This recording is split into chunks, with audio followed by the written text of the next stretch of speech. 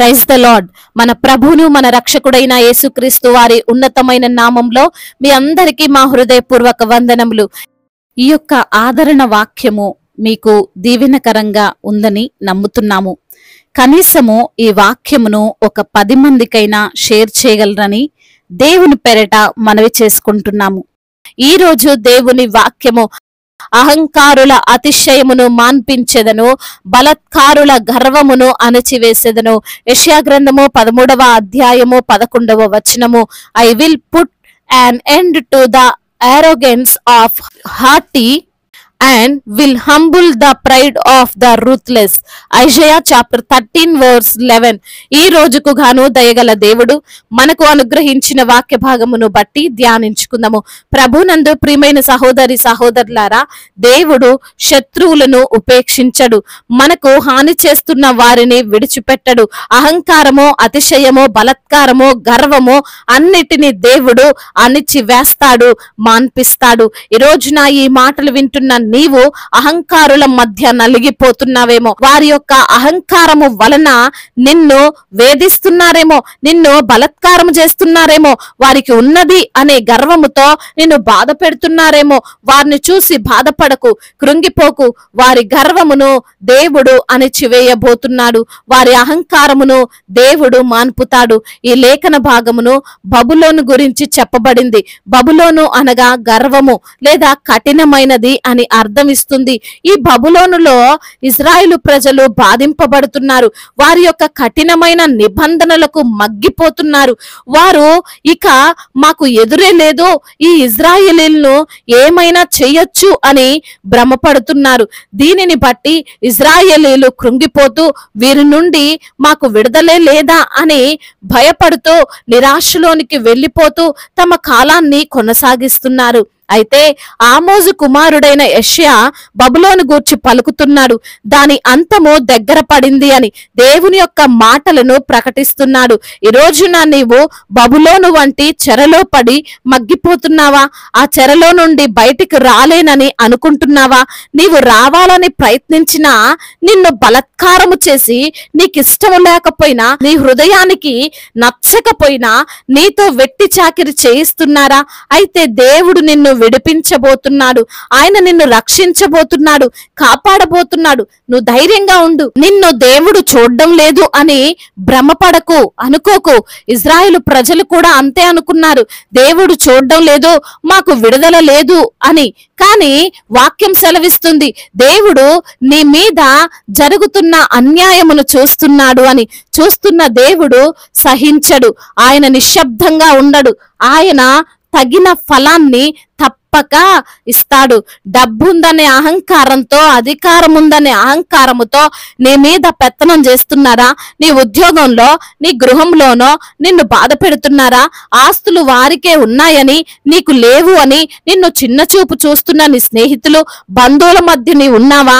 అయితే ఈ మాట గుర్తుంచుకో, ఏది ఉంది అని వారు అహంకారమును కలిగి ఉన్నారో, ఏది ఉందని వారు అతిశయపడుతున్నారో, నిన్ను అవమానిస్తూ, నిందిస్తూ, హేళన చేస్తున్నారో దానిని దేవుడు వారి దగ్గర నుండి తొలగిస్తాడు.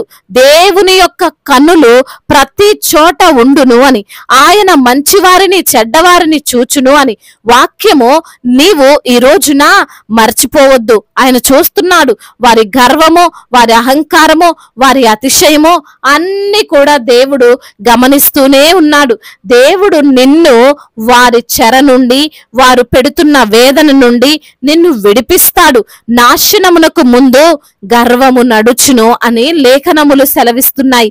వారు పడిపోవడానికి, నశింపబడడానికి సిద్ధంగా ఉన్నారు కాబట్టే గర్వముతో ఉన్నారు.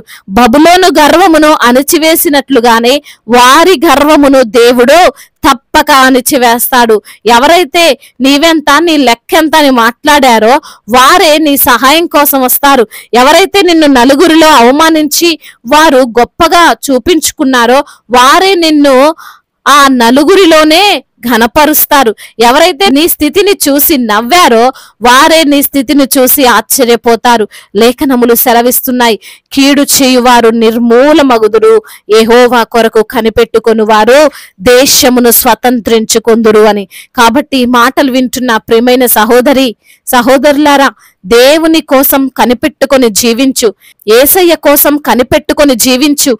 ఆయనే నిన్ను తప్పకుండా రక్షిస్తాడు. ఆయనే నీవు ఏదైతే స్వతంత్రించుకోవాలని ఆశపడుతున్నావో దానిని నీవు పొందుకునేలా చేస్తాడు. అహంకారులను బట్టి బాధపడకు.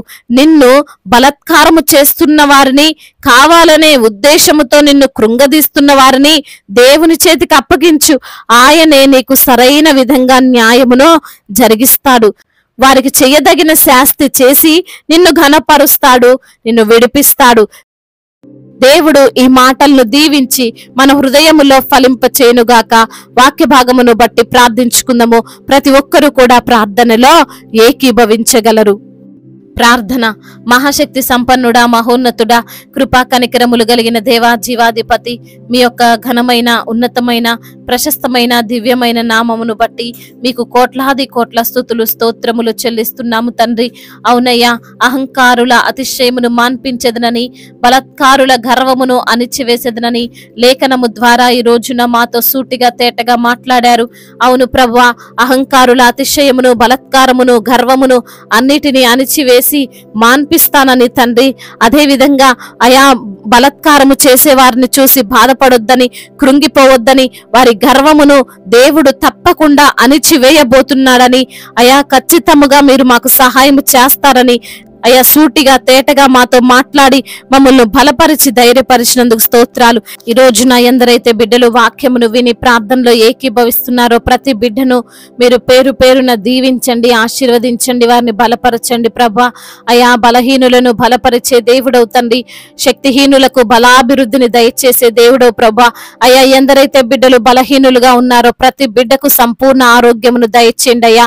వారికి ఉన్న రోగము, వారికి ఉన్న వ్యాధి, వారికి ఉన్నటువంటి అయా రుగ్మతలన్నిటి నుంచి కూడా విడుదల దయచేసి ప్రభా మీ సన్నిధిలో సాక్షులుగా వారిని నిలవబెట్టుకోండి ప్రభా.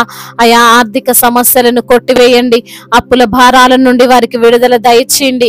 అవును ప్రభా, అప్పు తీసుకునే వారిగా కాదు గాని అప్పు ఇచ్చే బిడ్డలుగా వారిని ఆశీర్వదించండి. తలగా ఉంచుతాను గాని తోకగా ఉంచునన్న మీ వాగ్దానము వారి జీవితంలో మీరు నెరవేర్చమని బ్రతిమిలాడుకుంటున్నాము తండ్రి. అదే విధంగా నా ప్రభా, ఎందరైతే బిడ్డలు ఈ రోజున నా తండ్రి కుటుంబ సమస్యలతో నలిగిపోతున్నారో, భార్యాభర్తల మధ్య విభేదాలతో కృంగిపోతున్నారో వారిని తండ్రి మీరు జ్ఞాపకం చేసుకోండి ప్రభువా. సమాధానము లేనటువంటి స్థితిని తండ్రి మీరే మార్చి ప్రభా సమాధానకర్తవైన దేవుడవు వారి కుటుంబంలో మీరు ఉండమని వేడుకుంటున్నాం ప్రభువా. ఒకరినొకరు గౌరవించుకొని, ఒకరినొకరు ప్రేమించుకొని, ఒకరినొకరు అర్థం చేసుకొని అయా మీ యొక్క ప్రేమ కలిగి వారు జీవించడానికి సహాయము చేయండి అయ్యా. అయా చిన్న బిడ్డలను మీరు జ్ఞాపకం చేసుకోండి, యవన బిడ్డలందరికీ మీరు తోడుగా ఉండండి నా ప్రభా. యవన వయసులో ప్రభా అయా ఎటువంటి చెడు వ్యసనాలకు బిడ్డలు బానిసలుగా ఉండకుండా అయా మరి తండ్రి మీ యందు భయభక్తులు కలిగినటువంటి జీవితం, చెడును అసహించుకునే జీవితాన్ని వారికి మీరు దయచేయండి ప్రభా. కోర్టు సమస్యలు, ల్యాండ్ సమస్యలు అన్నిటి నుంచి కూడా విడుదల దయచేయండి అయ్యా. అదే విధంగా నా తండ్రి బిజినెస్ చేస్తున్న వారిని దీవించండి, చేతి పని చేసుకుంటున్న ప్రతి బిడ్డకు మీరు తోడై ఉండండి. వివాహాల విషయంలో ప్రభా మీ యొక్క చిత్తం ఏమిటో బిడ్డలు గ్రహించుటకు కృపను అనుగ్రహించండి.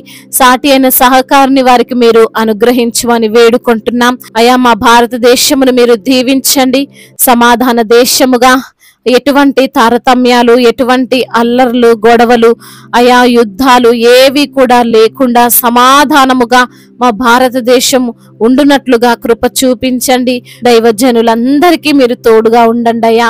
వారు చేస్తున్న పరిచర్యను నూరంతల ప్రతిఫలముతో నింపండి. మిషనరీస్ ని మీరు దీవించండి, సువార్థికులను దీవించండి అయ్యా. అదే విధంగా వారు ఏ ప్రాంతంలో అడుగు పెట్టారో ఆ ప్రాంతంలో అనేక ఆత్మలను వారు తండ్రి మీ కొరకు సంపాదించేటువంటి కృపను దయచేయండి నా తండ్రి. ఇతర దేశాల్లో ఉంటున్న మీ ప్రియులను, మీ బిడ్డలను మీరు జ్ఞాపకం చేసుకోండి. సమస్యలు, ఇరుకులు, ఇబ్బందులు అన్నిటి నుంచి విడుదల దయచేయండి ప్రభా. ఒంటరిగా ఉంటుండగా ప్రభా మీ యొక్క కాపుదల్లో భద్రపరచండి.